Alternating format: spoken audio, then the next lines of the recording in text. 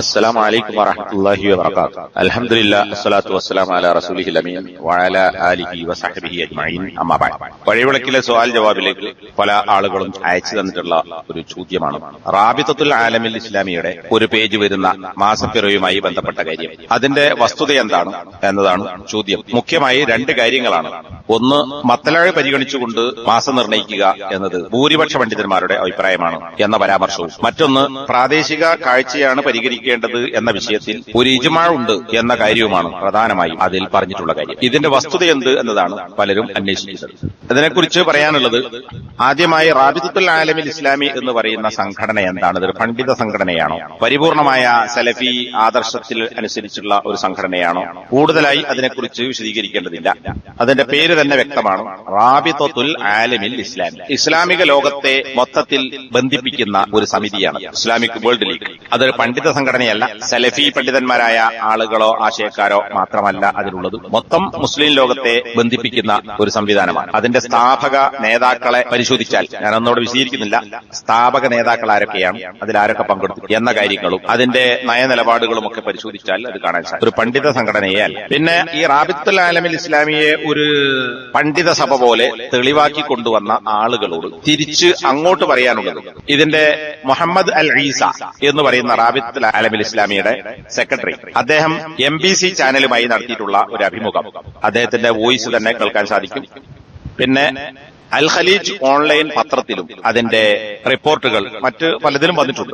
അതിലൊരു ചോദ്യം ഈ ചാനലിന്റെ ആള് ചോദിക്കുന്നത്, സുന്നികൾക്കും അല്ലെങ്കിൽ സുന്നത്തിനും ഷീകൾക്കും ഇടയിലുള്ള തർക്കം, യഥാർത്ഥ തർക്കം എവിടെ നിന്നുണ്ടായതാണ്? ലോകതലത്തിൽ അങ്ങനെ ഉണ്ടായത്. റാബിത്തുൽ ആലമിൽ ഇസ്ലാമി ഈ തർക്കത്തെ ലഘൂകരിക്കുന്നതിൽ എന്ത് പങ്കാണ് വഹിക്കാൻ സാധിച്ചിട്ടുള്ളത്? ഈ ചോദ്യങ്ങൾക്ക് അദ്ദേഹം നൽകുന്ന മറുപടിയിൽ, റാബിത്തുൽ ആലമിൽ ഇസ്ലാമിയുടെ സെക്രട്ടറിയാണ് മുഹമ്മദ് അൽ ഈസ, ഇന്ന ഷിയ ഇഖ്വത്തുന ഫിൽ ഇസ്ലാം. ഷിയാക്കൾ ഇസ്ലാമിൽ നമ്മുടെ സഹോദരന്മാരാണ് തീർച്ചയായും. പ്രശ്നങ്ങളുടെയും സംഘടനകളുടെയും, സുന്നികൾക്കും ഷിയകൾക്കും ഇടയിലുള്ള പ്രശ്നങ്ങളുടെയും സംഘടനകളുടെയും കാരണം എന്ന് പറയുന്നത് വിഭാഗീയതയും പക്ഷപാതിത്വവുമാകുന്നു എന്ന് അദ്ദേഹം പറയുന്നുണ്ട്. ഒരു വിഭാഗം മറ്റൊരു വിഭാഗത്തെ അകറ്റാൻ ശ്രമിക്കുകയും ചെയ്യുന്നു എന്നതാണ്. യഥാർത്ഥ അല്ലെങ്കിൽ മിത നിലപാടിലുള്ള സുന്നിയും ഷിയും തമ്മിൽ ഒരു അതിക്രമവും ഒരു ഏറ്റുമുട്ടലുമില്ല. പ്രശ്നം അത് വിഭാഗീയതയാണ്. അത് സുന്നികളുടെ ഭാഗത്തുനിന്നായാലും ശരി, ഷീഇകളുടെ ഭാഗത്തുനിന്നായാലും ശരി. വീണ്ടും അദ്ദേഹം ആവർത്തിക്കുന്നു, അൽ ഇഅ്തിദാലു സുന്നി വശീഇ ജമീഉഹും ഇഖ്വ. അവരൊക്കെ സഹോദരന്മാരാണ്. വഹഉലൈ ശിഅ ഹും ഇഖ്വത്തുന ഫിൽ ഇസ്ലാം. ഈ ഷിയാക്കൾ ഇസ്ലാമിൽ നമ്മുടെ സഹോദരന്മാരാകുന്നു. എന്നാൽ ചില വ്യത്യസ്ത വിഷയങ്ങളിലും അതുപോലെ തന്നെ പ്രധാനപ്പെട്ട വിഷയങ്ങളിലും ചില അഭിപ്രായ വ്യത്യാസങ്ങളുണ്ട്. അത് നാം നിഷേധിക്കുന്നില്ല എന്നും അദ്ദേഹം സൂചിപ്പിക്കുന്നു. അപ്പൊ ഇവിടെ ഇത് ഒരു സലഫി പണ്ഡിതൻ ഈ ഒരു വീക്ഷണം പറയുമോ? ഈ ചോദ്യത്തിനുള്ള മറുപടിയിൽ നിന്നും തന്നെ ഇതിന്റെ നിലപാട് നമുക്ക് മനസ്സിലാക്കാൻ സാധിക്കും. ആരാണ് ഷിയാക്കൾ എന്നത് എല്ലാവർക്കും അറിയാവുന്ന കാര്യമാണ്.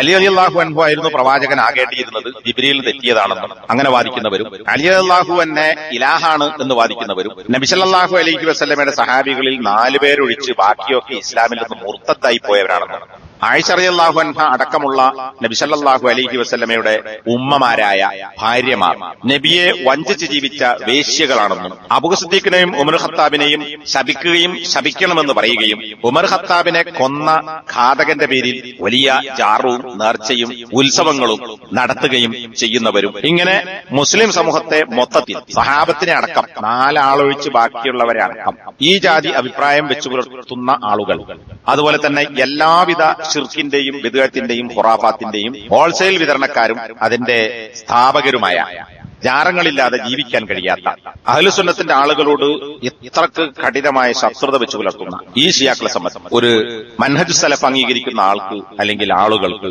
ഈ ഒരു നിലപാട് സ്വീകരിക്കാൻ സാധിക്കുമോ? എന്നിട്ട് അദ്ദേഹം പിന്നെ പറയുന്നത്, ഖുർആൻ അംഗീകരിക്കുകയും നബി സല്ലല്ലാഹു അലൈഹി വസല്ലമയെ അംഗീകരിക്കുകയും നമസ്കരിക്കുകയും ഹജ്ജ് നിർവഹിക്കുകയും ഉംറ നിർവഹിക്കുകയും ചെയ്യുന്ന ആളുകൾ ആകുന്നു അവർ. അതുകൊണ്ട് തന്നെ അവർ നമ്മിൽപ്പെട്ടവരാണ്, നമ്മൾ അവരിൽപ്പെട്ടവരാണ് എന്നാണ്. ഒരു വ്യത്യാസമില്ല. പ്രശ്നം എന്തേ ഉള്ളൂ?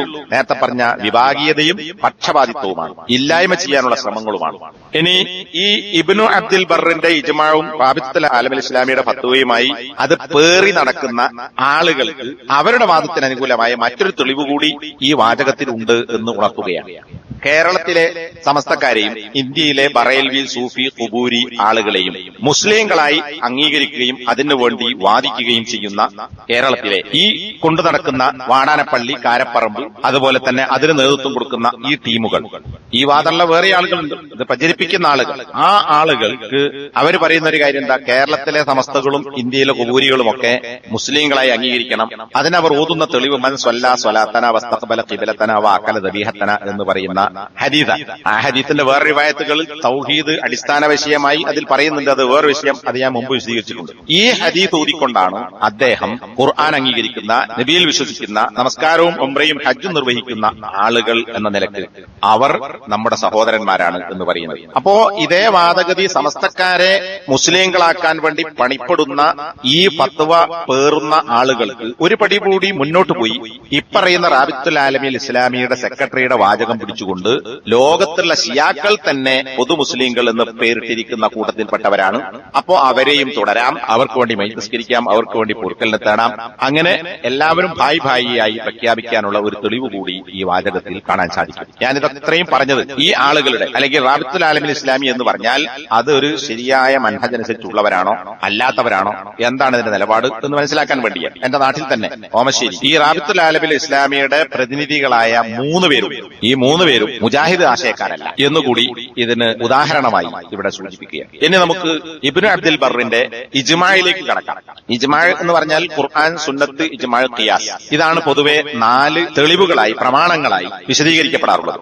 ആ നിലക്ക് ഇബ്നു അബ്ദുൽ ബർ ഒരു ഇജ്മാ ഉദ്ധരിച്ചിട്ടുണ്ട്. അന്നഹു ലാ തുറാഅ അർ-റുഅ്യ ഫീമാ ബഅദ മിനൽ ബിലാദി ഖുറാസാൻ വൽ ഉൻദുലുസ്. ഖുറാസാൻ, അതുപോലെ തന്നെ സ്പെയിൻ, ഇതുപോലുള്ള രാജ്യങ്ങളിൽ നിന്ന് വിദൂരമായ നാടുകളിൽ കാഴ്ച പരിഗണിക്കപ്പെടേണ്ടതില്ല എന്ന് പറഞ്ഞാൽ ഒരു സ്ഥലത്ത് കണ്ട കാഴ്ച ദൂരെയുള്ള നാട്ടിൽ പരിഗണിക്കേണ്ടതില്ല എന്ന കാര്യത്തിൽ ഇജ്മാ ഉണ്ട് എന്നതാണ്. ഈ ഇജ്മാ ആണ് റാബിത്തുൽ ആലമീൽ ഇസ്ലാമിയുടെ ഫത്വയിൽ പ്രധാന തെളിവായി കൊടുത്തിട്ടുള്ളത്. ഈ ഇജ്മാനെ സംബന്ധിച്ച് ഇമാം ഷൗക്കാനി അദ്ദേഹത്തിന്റെ നെയ്ലുൽ ഔതാർ അതിൽ പറയുന്നത് ഇങ്ങനെയാണ്: വലാ യുൽതഫതു ഇലാ മാ ഖാലഹു ഇബ്നു അബ്ദുൽ ബർ മിൻ അന്ന ഹാദൽ ഖൗല ഖിലാഫുൽ ഇജ്മാ. ഒറ്റക്കാഴ്ച മതി എന്ന് പറയുന്നത് ഇജ്മാന് എതിരായ വീക്ഷണമാണ് എന്നതിൽ ഇബ്നു അബ്ദുൽ ബർ ഇജ്മാ ഉണ്ട് എന്ന് പറഞ്ഞിരിക്കുന്നു. ആ വാദത്തിലേക്ക് ലാ യുൽതഫത്, തിരിഞ്ഞു നോക്കേണ്ടുന്ന യാതൊരു കാര്യവുമില്ല.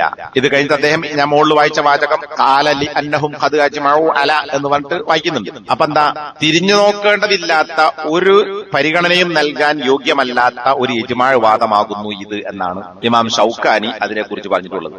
പരിഗണിക്കേണ്ടതില്ല എന്ന് പറയാൻ കാരണം എന്താ, വദാലികലി അന്നൽ ഇജ്മാ ലാ യതിമു, ഒരു ഇജ്മാ പൂർത്തിയാവുകയില്ല. വൽ മുഖാലിഫു മിസ്ലു ഹഉലാഇൽ ജമാ. ഇത് അദ്ദേഹം വിശദമായി ചർച്ച ചെയ്തിട്ട് അവസാനം പറയാണ്, ഈ ഇബ്നു അബ്ദുൽ ബർ ഉണ്ടെന്ന് പറയുന്ന ഇജ്മാഇന്റെ എതിരിൽ ഇവരെ പോലുള്ള ഒരു കൂട്ടം, ഒരു സംഘം പണ്ഡിതന്മാർ ഉണ്ടായിരിക്കെ ഇജ്മാ പൂർത്തിയാവുകയില്ല. ഇജ്മാ എന്ന് പറഞ്ഞാൽ തന്നെ എന്താ, ഏകകണ്ഠമായ അഭിപ്രായം. ഖുർആനിന്റെയോ അല്ലെങ്കിൽ ഒരു നസ്സായ തെളിവിന്റെ അടിസ്ഥാനത്തിൽ ഏകകണ്ഠമായി എതിരില്ലാതെ അംഗീകരിക്കപ്പെടുന്ന അല്ലെങ്കിൽ എടുക്കപ്പെടുന്ന ഒരു തീരുമാനത്തിനാണ് ഇജ്മാ എന്ന് പറയുന്നത്. അജ്മ അല എന്ന് പറഞ്ഞാൽ ഏകോപിക്കുക എന്നാണ്. അപ്പൊ ഒരു ഏകോപിച്ച അഭിപ്രായം. ഈ ഏകോപിച്ച അഭിപ്രായം എന്ന് പറയുമ്പോൾ തന്നെ എന്താണ്, അല്ലെങ്കിൽ ഏകോപിച്ച വിധി എന്ന് പറയുമ്പോൾ തന്നെ എതിർവീക്ഷണമുള്ള ആളുകൾ ഉണ്ടാകരുത്. പക്ഷേ ഷൗക്കാനി ഇവിടെ വിശദീകരിക്കുന്നത് ഒരു സംഘം ആളുകൾ ഈ അഭിപ്രായത്തിന് എതിരിൽ ഉണ്ടായിരിക്കെ അവിടെ ഇജ്മാ പൂർത്തിയാവുക തന്നെ ചെയ്യുകയില്ല എന്നതുകൊണ്ട് ഇബ്നു അബ്ദുൽ ബർ പറയുന്ന ഈ ഇജ്മായിലേക്ക് തിരിഞ്ഞു നോക്കേണ്ടുന്ന യാതൊരു കാര്യവുമില്ല എന്നതാണ്. ഇബ്നു അബ്ദുൽ ബർ ഫഖീഹ മാലിക്കി പണ്ഡിതനാണ്, ഹദീസ് പണ്ഡിതനാണ്, ചരിത്രകാരനാണ്, സാഹിത്യകാരനാണ്, ഗവേഷകനാണ്. ഇങ്ങനെ പല നിലക്ക് അറിയപ്പെട്ടിട്ടുള്ള പണ്ഡിതനാണ് ഇബ്നു അബ്ദുൽ ബർ.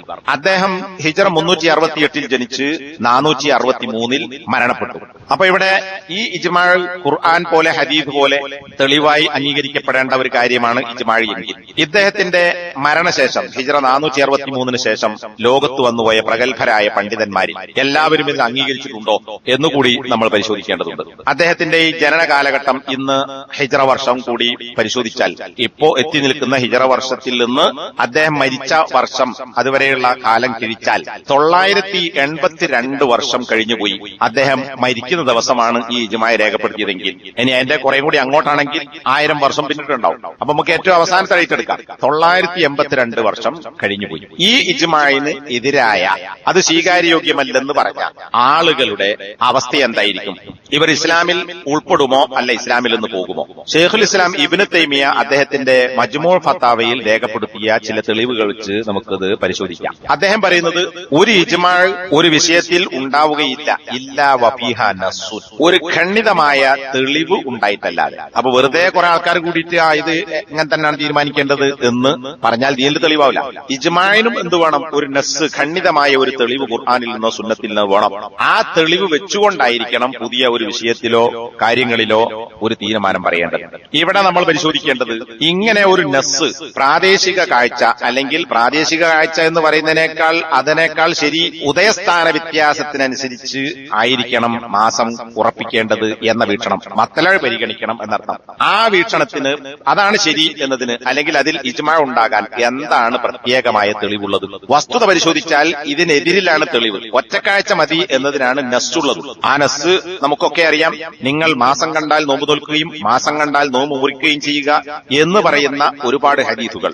അതിനു പുറമെ ആ യാത്രാ സംഘത്തിന്റെ ഹദീസും, അതുപോലെ തന്നെ മുഹറം 10 നോമ്പുമായി ബന്ധപ്പെട്ട് 10 ദിവസം കഴിഞ്ഞ് മുഹറം 10 അന്ന് മാസം കണ്ട വിവരം നബി സല്ലല്ലാഹു അലൈഹി വസല്ലമയെ അറിയിച്ചതും അതിനെക്കുറിച്ച് നബി സല്ലല്ലാഹു അലൈഹി വസല്ലം നടത്തിയിട്ടുള്ള വിശദീകരണവും ഇതൊക്കെ പരിശോധിക്കുമ്പോൾ ഒറ്റക്കാഴ്ച മതി എന്നതാണ് നസ്സായി നമുക്ക് ലഭിക്കാൻ സാധിക്കുന്നത്. മാത്രവുമല്ല, മത്ലഅ് പരിഗണിക്കണം എന്ന് പറയുന്ന ഒരു തെളിവും ഖുർആനിൽ നിന്നോ നബി സല്ലല്ലാഹു അലൈഹി വസല്ലമയുടെ വാക്കുകളിൽ നിന്നോ കണ്ടെത്താൻ സാധിക്കുകയില്ല. അപ്പോ നസ്സ് തീർത്തും ഏക കാഴ്ച എന്നതിന് അനുകൂലമാണ്. അപ്പൊ പിന്നെ എങ്ങനെയാണ് നസ്സില്ലാത്ത ഒരു ഇജ്മാ സ്വഹീഹാവുക? ഇനി അതിന് ഖുറൈബ് റഹിമഹുല്ലയിൽ നിന്ന് ഉദ്ധരിക്കുന്ന ഇബ്നു അബ്ബാസ് റളിയല്ലാഹു അൻഹുമയുടെ ആ മുസ്ലിം ഉദ്ധരിച്ച ഹദീസാണ് നസ്സ് എങ്കിൽ അതിനെക്കുറിച്ച് ഒരുപാട് പണ്ഡിതന്മാർ അത് ഇബ്നു അബ്ബാസ് റളിയല്ലാഹു അൻഹുവിന്റെ ഫഹ്മ്, അദ്ദേഹം മനസ്സിലാക്കിയ കാര്യമാണെന്നും അദ്ദേഹത്തിന്റെ വീക്ഷണമാണെന്നും അത് അദ്ദേഹത്തിന്റെ ഇജ്തിഹാദാണെന്നും എന്നൊക്കെ ഇബ്നു ബാസ് അടക്കമുള്ള പ്രമുഖരായ സലഫി പണ്ഡിതന്മാർ വിശദീകരിച്ചിട്ടുണ്ട്. അപ്പോ ഇബ്നു അബ്ബാസ് റളിയല്ലാഹു അൻഹു രേഖപ്പെടുത്തിയ ഒരു അഭിപ്രായം ഒരു ഭാഗത്ത് നിൽക്കുമ്പോൾ, മറുഭാഗത്ത് ഒരുപാട് ഹദീസുകൾ ഒരു ഉപാധിയും വെക്കാതെ, മത്ലഅ് എന്ന പ്രയോഗം തന്നെ ഇതുമായി ബന്ധപ്പെട്ട് നബി സല്ലല്ലാഹു അലൈഹി വസല്ലമയുടെ ഒരൊറ്റ ഹദീസിലുമില്ല. ഖുർആനിൽ പറഞ്ഞ മത്ലഅ്കളും ഇതുമായി ബന്ധപ്പെട്ടതല്ല എന്നത് നേരത്തെ ഒരു പ്രസംഗത്തിൽ ഞാൻ വിശദീകരിച്ചിട്ടുണ്ട്. അതുകൊണ്ട് തന്നെ അങ്ങനെ ഒരു ഉപാധി ഉണ്ട് എന്ന് ഖുർആനിൽ നിന്നോ ഹദീസിൽ നിന്നോ, അത് മത്ലഅ് പരിഗണിക്കണം എന്ന ഒരു നസ്സ് ഖുർആനിൽ നിന്നോ ഹദീസിൽ നിന്നോ ഇല്ലാതിരിക്കെ വ്യക്തമായ ഏകമാസപ്പിറവി സ്ഥാപിതമാകുന്ന തെളിവ് നിലനിൽക്കുമ്പോൾ, നേരത്തെ പണ്ഡിതന്മാർ പല വീക്ഷണങ്ങളും പറഞ്ഞിട്ടുള്ള ഇബ്നു അബ്ബാസ് റളിയല്ലാഹു അൻഹുവിന്റെ ആ ഒരു അഭിപ്രായം കൊണ്ട് എങ്ങനെയാണ് ഒരു നസ്സ് സ്ഥാപിതമാവുക? ഇനി ഇതൊരു ശരിയായ നസ്സാണ്, നസ്സിന്റെ അടിസ്ഥാനത്തിലുള്ള ഇജ്മാ ഉണ്ടായിട്ടുണ്ട് എന്ന് അംഗീകരിക്കുകയാണെങ്കിൽ ഈ ഇജ്മാഇന് എതിര് പറഞ്ഞ ഒരുപാട് പണ്ഡിതന്മാരുണ്ട്. അത് ഞാൻ ശേഷം വിശദീകരിക്കാം. ആ പണ്ഡിതന്മാരെ കുറിച്ച് എന്താണ് പറയേണ്ടി വരിക? ഇവിടെയും ശൈഖുൽ ഇസ്ലാം ഇബ്നു തൈമിയ്യയുടെ മജ്മൂ ഫത്താവ 7ാം വാള്യം 38ാമത്തെ പേജിൽ എന്താണ് ഇജ്മാ എന്നതിനെ കുറിച്ച് അദ്ദേഹം പറയുന്ന അഭിപ്രായങ്ങളിൽ നമുക്ക് കാണാം. വമൻ യുശാഖിഖി റസൂല മിൻ ബഅദി മാ തബയ്യന ലഹുൽ ഹുദാ എന്ന് പറയുന്ന ആയത്ത് മുകളിൽ വിശദീകരിച്ചതിന് ശേഷം അദ്ദേഹം പറയുകയാണ്, ഈ ആയത്ത് സത്യവിശ്വാസികളായ ആളുകളുടെ ഇജ്മാ അത് ഹുജ്ജത്താണ് എന്ന് ഈ ആയത്ത് സൂചിപ്പിക്കുന്നു. മിൻ ജിഹത്തി അന്ന മുഖാലഫത്തുഹും മുസ്തൽസിമത്തുൻ ലി മുഖാലഫത്തി റസൂൽ. സത്യവിശ്വാസികളായ ആളുകൾ ഒരു വിഷയത്തിൽ ഏകോപിച്ചു കഴിഞ്ഞാൽ അത് ഹുജ്ജത്താണ്. എങ്ങനെ? ഏത് നിലക്ക്? അതിന് എതിരാകുന്ന ആളുകൾ, അല്ലെങ്കിൽ എതിരാവുക എന്നത്, ഈ ഇജ്മാ ആയ ആളുകൾക്ക് എതിരാവുക എന്നത് നബി സല്ലല്ലാഹു അലൈഹി വസല്ലമക്ക് എതിരാവുക എന്നതിന് അനിവാര്യമാക്കുന്നു. കാരണം എന്താ? ഖുർആനിലെ ആയത്ത് വെച്ചിട്ടാണ് ഇജ്മാഇനെ കുറിച്ച് പറയുന്നത്, ഹദീസ് വെച്ചിട്ടാണ് ഇജ്മാഇനെ കുറിച്ച് പറയുന്നത്. അപ്പൊ അങ്ങനെയുള്ള ഒരു ഏകകണ്ഠമായ ഇജ്മാഇന് ഒരാൾ എതിര് നിന്നാൽ അതിന്റെ അർത്ഥം എന്താ? അവൻ നബി സല്ലല്ലാഹു അലൈഹി വസല്ലമയോട് ശിഖാഖ് കാണിച്ചിരിക്കുന്നു എന്ന ഈ ആയത്തിന്റെ പരിധിയിൽ ഇതും ഉൾപ്പെടും എന്നതാണ്. അപ്പൊ പിന്നെ ഒരു ഇജ്മാ ഉണ്ടാവുകയും ആ ഇജ്മാഇന് എതിരാവുകയും ചെയ്ത ആളുകളുടെ സ്ഥിതി എന്തായിരിക്കും? അദ്ദേഹം വീണ്ടും വിശദീകരിക്കുന്നു. ഇജ്മാ കൊണ്ട് ഏതൊരു വിഷയത്തിലും ഒരു ഖണ്ഡിതമായ വിധി പറയാൻ സാധിക്കും. ആ ഇജ്മാ എങ്ങനെ ഉണ്ടായതായിരിക്കണം? ഏകകണ്ഠമായ അഭിപ്രായമായിരിക്കണം. സത്യവിശ്വാസികളിൽ നിന്ന് അതിനെതിരായ ആളുകൾ ഒന്നും ഇല്ലാതിരിക്കുകയും വേണം. അപ്പൊ വിശ്വാസികളായ ആളുകളിൽ നിന്ന് ആരും എതിരു പറയാതെ എല്ലാവരും കൂടി ഏകോപിച്ചുകൊണ്ട് പറഞ്ഞ ഒരു ഒരു വിധിയാണെങ്കിൽ, ഇജ്മാണെങ്കിൽ അതൊരു ഖണ്ഡിതമായ തീരുമാനമാണ്, വിധിയാണ്. ഇനി അത്തരം ഒരു ഇജ്മാന് ആരെങ്കിലും എതിരായാൽ യക്ഫുറു കമാ യക്ഫുറു മുഖാലിഫുൻ നസ്സിൽ ബയ്യിൻ, വ്യക്തമായ ഖണ്ഡിതമായ രേഖയ്ക്ക് എതിരാകുന്നവൻ കാഫിറാകുന്നത് പോലെ ഇജ്മാനെ നിഷേധിച്ചവനും കാഫിറായി തീരും. അപ്പൊ ഖുർആനെയും ഹദീസിനെയും നിഷേധിക്കുന്നവൻ കാഫിറാകുന്നത് പോലെ ഏകകണ്ഠമായ ഇജ്മാനെ നിഷേധിച്ചവനും കാഫിറായി തീരുന്നതാണ്. ഇനി കാഫിറായി തീരാത്ത ഇജ്മാ ഏതാണ്? അതെന്താണ്? ഏകകണ്ഠമല്ലാത്ത ഇജ്മാ ആണെന്ന് ധരിക്കപ്പെടുന്ന ഇജ്മാ. അങ്ങനെയുള്ള ഒരു ഇജ്മാ ആണെങ്കിൽ അതിനൊരുത്തം നിഷേധിച്ചാൽ അവൻ കാഫിറാവുകയുമില്ല. മാത്രമല്ല ബൽ ഖദ് യകൂനു ളന്നുൽ ഇജ്മാഇ ഖതഅൻ, ഇജ്മാ ഉണ്ട് എന്ന് ധരിക്കുന്നത് നേരെ മറിച്ച് അത് പിഴവായി, അബദ്ധമായി തീരുകയും ചെയ്യും. അപ്പൊ അങ്ങനെ ഒരു ഇല്ലാത്തൊരു ഇജ്മാ ഉണ്ട് എന്ന് ധരിച്ചാൽ ആ ധരിക്കലാണ് പിഴവ്. വസ്സവാബു ഫീ ഖിലാഫി ഹാദൽ ഖൗൽ, ഇജ്മാ ഉണ്ട് എന്ന് പറയുന്നതിന്റെ എതിർഭാഗത്തായിരിക്കും ശരിയും ഉണ്ടാവുക. അങ്ങനെയുള്ള ഒരു ഇജ്മാനെയാണ് ഒരാൾ എതിർത്തതെങ്കിൽ അയാൾ കാഫിറാവുകയില്ല. അപ്പൊ യഥാർത്ഥത്തിൽ ഇബ്നു അബ്ദുൽ ബർറിന്റെ ഇജ്മാ എന്ന് പറയുന്നത് ഈ രണ്ടാമത്തെ ഗണത്തിൽപ്പെടുന്ന ഇജ്മാ എന്ന് ധരിക്കപ്പെടുന്ന, അത് നിഷേധിച്ചാൽ ഒരുത്തൻ കാഫിറാകാത്ത ഇജ്മാൻ. പക്ഷെ ഇവിടെ തെളിവ് കൊണ്ടുവന്നിട്ടുള്ള ഇതും പേറി നടക്കുന്ന ആളുകളുടെ വിശ്വാസമനുസരിച്ച് ഇബ്നു അബ്ദുൽ ബർ പറയുന്ന ഇജ്മാ അത് ഏകകണ്ഠമായ ഇജ്മാണ്, തെളിവാണ്. ആ തെളിവിന്റെ അടിസ്ഥാനത്തിലാണ് റാബിത്തുൽ ആലമിൽ ഇസ്ലാമി ഫത്വ ഉറപ്പിക്കുകയും അതും പേറി ചില ആളുകൾ നടക്കുകയും ചെയ്യുന്നത്. അങ്ങനെ ഏകകണ്ഠമായ എതിർപ്പില്ലാത്ത സ്വീകരിക്കപ്പെടേണ്ടുന്ന നസ്സ് പോലെ, ഖുർആൻ പോലെ, ഹദീസ് പോലെ ഖണ്ഡിതമായ ഒരു തെളിവാണ് ഈ ഇജ്മാ എങ്കിൽ ആ ഇജ്മാനെ നിഷേധിച്ചവരൊക്കെ കാഫിറായി തീരും. അപ്പോ ഇതിനെതിരെ പറയുന്ന പണ്ഡിതന്മാരൊക്കെ കാഫിറാണോ അല്ലേ എന്ന് ഇത് പേറി നടക്കുന്ന ആളുകൾ ഒന്ന് വിശദീകരിക്കേണ്ടതുണ്ട്. ഉദാഹരണത്തിന് നമുക്ക് പരിശോധിച്ച് നോക്കിയാൽ നേരത്തെ പറഞ്ഞതുപോലെ ഏറ്റവും ചുരുങ്ങിയത് 982 വർഷം കഴിഞ്ഞു ഇബ്നു അബ്ദുൽ ബർ മരിച്ചിട്ട്.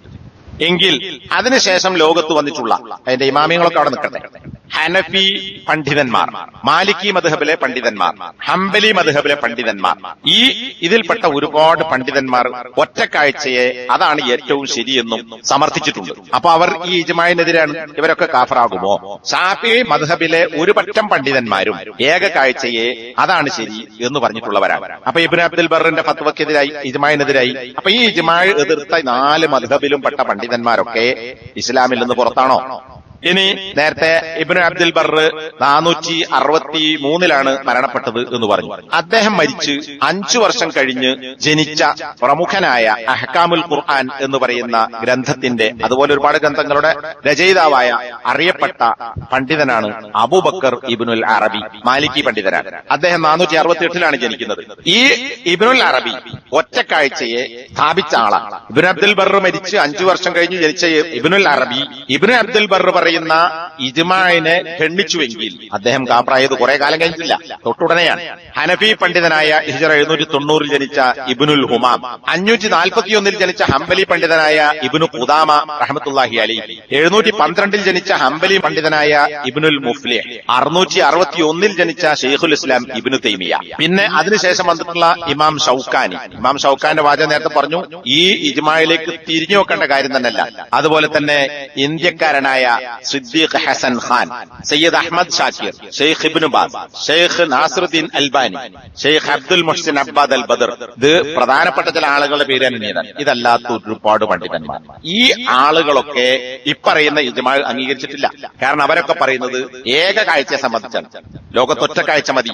ഒരു സ്ഥലത്ത് കാഴ്ചയുണ്ട് എന്ന് സ്ഥിരപ്പെട്ടാൽ ആ വിവരം ആർക്കൊക്കെ കിട്ടുന്നുവോ അവരൊക്കെ ആ നിയമം പാലിച്ച് നോമ്പ് നോൽക്കലും പെരുന്നാളാണെങ്കിൽ പെരുന്നാൾ ആഘോഷിക്കലും നിർബന്ധമാണ് എന്നാണ്. ഇന്ന് അതേ സമയത്ത് ഈ വിവരം ലോകത്തെല്ലായിടത്തും എത്താനുള്ള സംവിധാനം ഇന്ന് ലോകത്തുണ്ട്. മുമ്പത്തെ പോലെ ചൂട്ടുമെടുത്ത് ഓടേണ്ടുന്ന ഒരവസ്ഥയില്ല. ഒരൊറ്റ സെക്കൻഡിൽ ലോകത്തെല്ലായിടത്തും വിവരം കിട്ടും. ഒരു ദിവസത്തിന്റെ ഉള്ളിൽ മാത്രമാണ് ലോകം രാവും പകലും മാറുന്നത്, തീയതിക്ക് അപ്പുറത്തേക്ക് പോകുന്നില്ല. അതുകൊണ്ട് തന്നെ ഇത് നടപ്പിലാക്കാൻ പറ്റുന്ന ഒരു കാര്യവുമാണ്.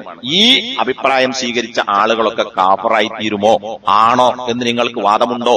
അതുപോലെ തന്നെ ആദ്യമേ സൂചിപ്പിച്ച ഈ ഷിയാക്കളൊക്കെ അവരും പൊതുമുസ്ലിങ്ങളാണ് എന്ന് നിങ്ങൾക്ക് വാദമുണ്ടോ? അതുകൂടി നിങ്ങൾ അംഗീകരിക്കുമോ എന്നതാണ് ഈ വിഷയകമായി ചോദിക്കാനുള്ളത്. പിന്നെ രണ്ടാമത് പറഞ്ഞിട്ടുള്ള ഒരു കാര്യം, ഭൂരിപക്ഷ പണ്ഡിതന്മാരുടെ വീക്ഷണം മത്ലബ് പരിഗണിക്കുക എന്ന നിലപാടാണ് എന്നാണ്. അത് തീർത്തും വാസ്തവ വിരുദ്ധമാണ്. ഇബ്നു ബാസ് അടക്കമുള്ള ഒരുപാട് പണ്ഡിതന്മാർ രേഖപ്പെടുത്തിയിട്ടുണ്ട്, ഭൂരിപക്ഷ പണ്ഡിതന്മാരുടെ 3 മദ്ഹബിന്റെയും ഷാഫി മദ്ഹബിലെ ഒരു വിഭാഗത്തിന്റെയും പിന്നെ ഒരുപാട് പണ്ഡിതന്മാരുടെയും നിലപാട് ഇതാണ്. ഇനി പോകട്ടെ, ഈ ഇജ്മാ പറയുകയാണെങ്കിൽ ഇജ്മാ ഉണ്ടായത് 5-ാം നൂറ്റാണ്ടിലാണല്ലോ.